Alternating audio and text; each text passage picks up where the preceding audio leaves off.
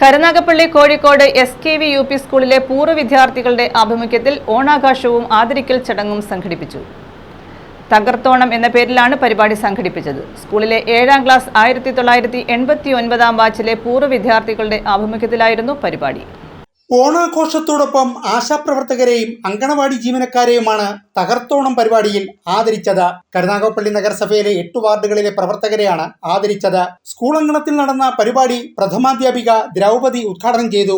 രണ്ട് കാര്യങ്ങളിൽ ഒന്ന്, നിങ്ങൾ വളരെ വ്യത്യസ്തമായ പ്രവർത്തനങ്ങൾ നടത്തുന്നു എന്നുള്ളത്. പിന്നെ ഒന്ന്, സ്കൂളിൽ വെച്ച് തന്നെ നിങ്ങൾ സ്കൂളിൽ വെച്ച് തന്നെ നടത്തുന്നു, അത് നിലനിർത്തുന്നു എന്നുള്ളത്. ഇവിടെ ഈ ഗ്രൂപ്പിൽ എനിക്ക് തോന്നുന്നു പൂർവ്വ വിദ്യാർത്ഥികൾ കുറവാണ്. പൂർവ്വ വിദ്യാർത്ഥി ഗ്രൂപ്പ് അഡ്മിൻ താഹ അധ്യക്ഷനായിരുന്നു. നഗരസഭാംഗം ബുഷ്റ അസ്ലം, ഷാജഹാൻ, രാജേന്ദ്രൻ തുടങ്ങിയവർ സംസാരിച്ചു.